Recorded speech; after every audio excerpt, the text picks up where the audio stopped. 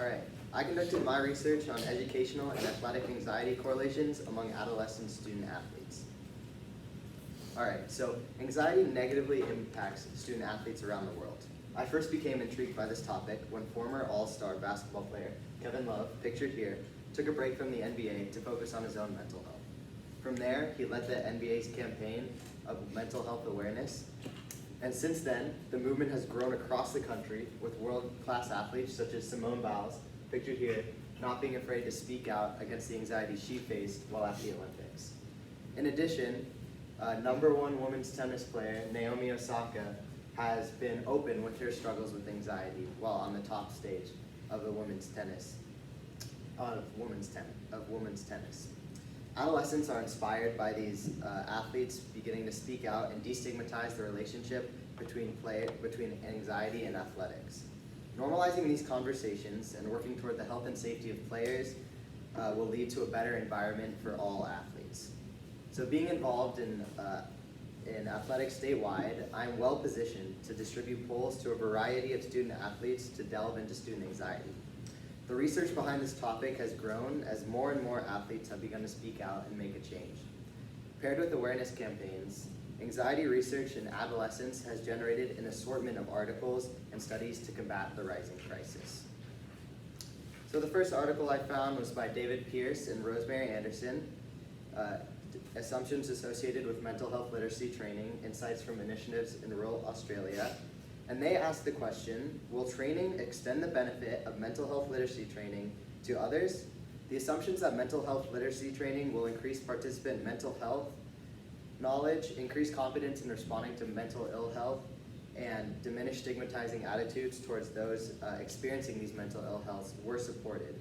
And participants reported increase in knowledge of key mental health conditions and the ability to help others that are experiencing these mental health difficulties, in addition to less stigmatized, or their attitudes were destigmatized towards those facing these symptoms of anxiety. And this information is key to my research. It brings a perspective into which I'll direct my discussion, and it supports the idea that mental health illnesses are widespread through communities such as a high school athletic team. My second article was Tackling Mental Health in Youth Sports Programs by Tia Dowell, and it showed how linking mental health services to organized sports offered an avenue to identify and improve mental health among adolescents.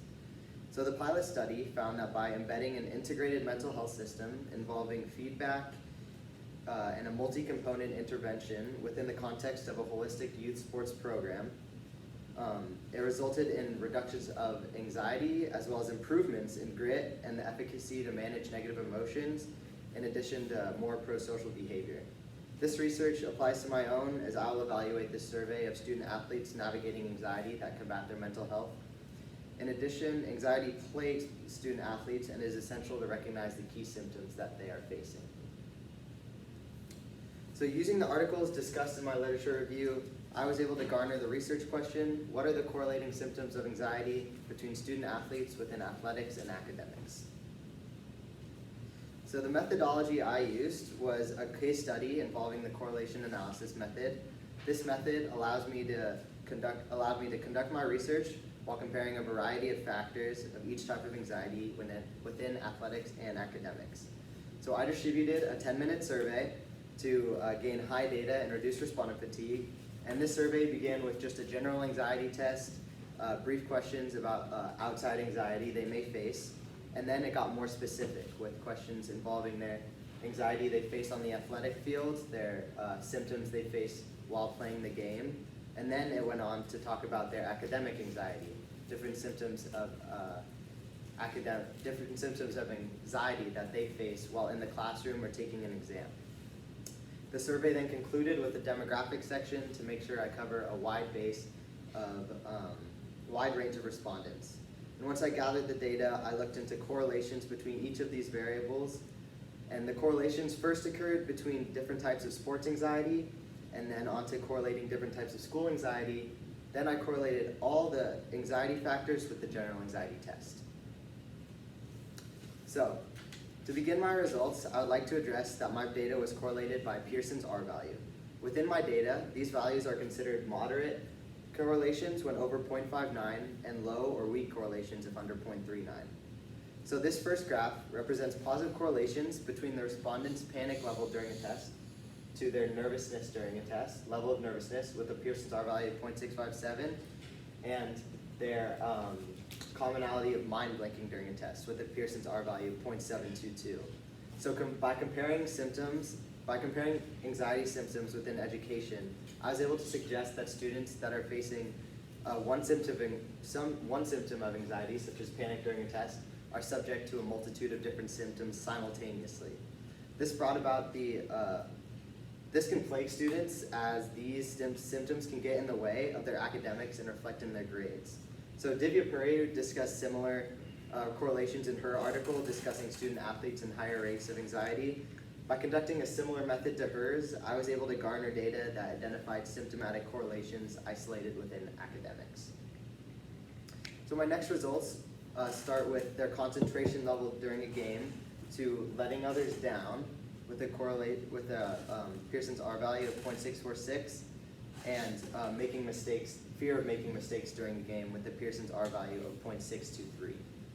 So similar to academics, I found the same type of correlations within athletics, in which by asking the survey question of their concentration level during a game, I was able to find that student athletes who face one factor or one symptom of anxiety often face a multitude of symptoms, and this can reflect in an athlete's performance on the field, as these lapses of concentration can take them away from the task they are supposed to be performing at the time.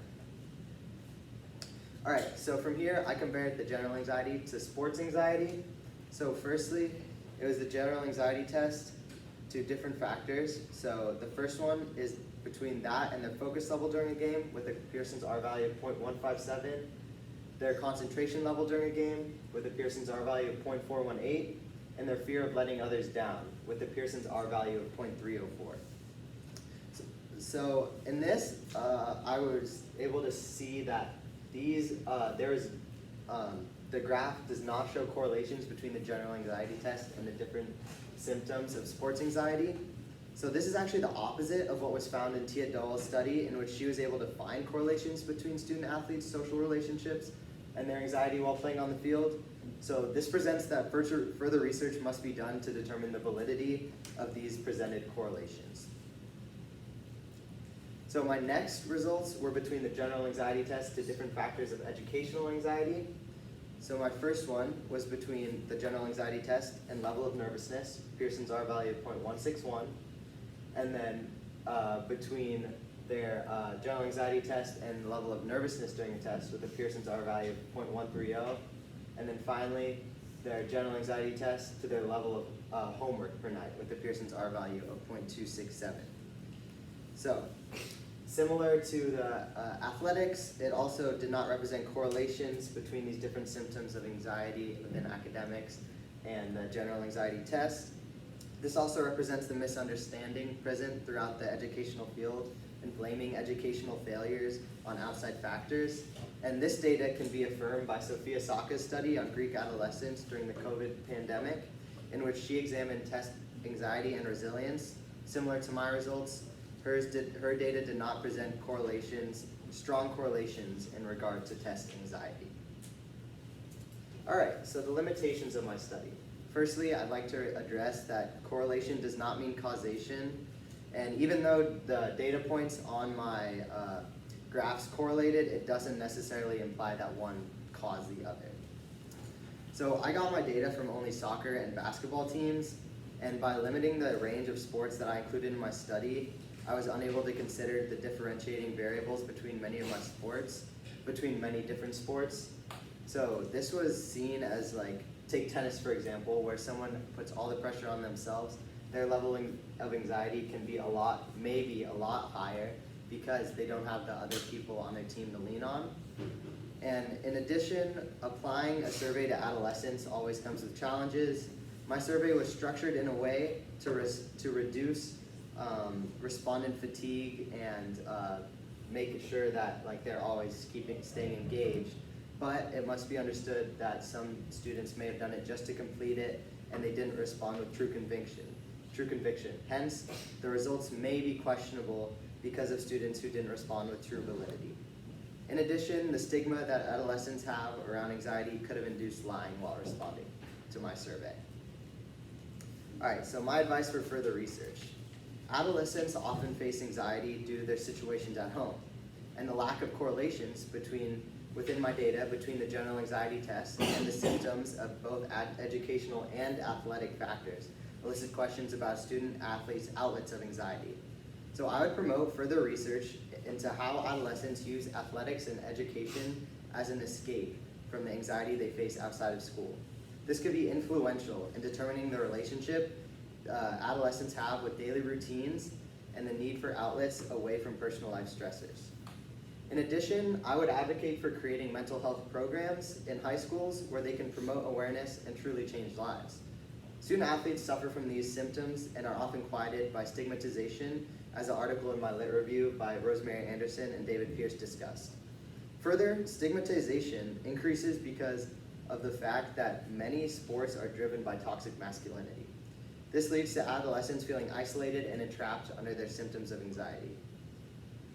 Programs aimed at identifying the importance of providing help to those in need will promote openness and advocacy. With a large population of students in underfunded public schools, these programs would provide an opportunity for adolescents that are ignored to find the help that they need. Terrific, thank you. Christian, I have 3 questions for you, and then we'll wrap up. So for question 1, how did your initial exploration of the scholarly conversation lead to your research question? Tell us kind of about the whole way you started this project.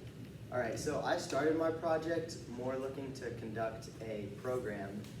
So by identifying by looking through this different scholarly work, I was able to see that using like the correlational studies, I was able to push my research down an avenue that was able to better guide it to create like further implications in a way, or like create a real impact. Okay, terrific. And as a follow-up to that, how does your new understanding address the gap in the current research?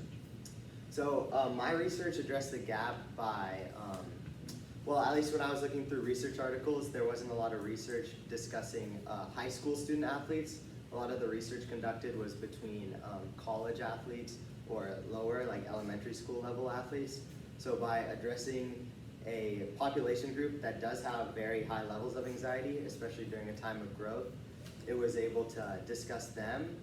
And in addition, there wasn't many correlations between the general anxiety, like a general anxiety test, to these factors of anxiety. So by correlating those as well, I was able to find new data and fill the gap. Okay, excellent. And then the final question, if you could revisit your research project process, what would you do different and why would you change it? Definitely look towards individuals, team sports, because I think for sure there's definitely interesting data within that self-reliance in a sport like tennis, as I discussed, where you're not able to put those factors of anxiety onto someone else or rely on your teammates, and that surmounting pressure could lead to higher levels of anxiety. So I'd be very interested in that.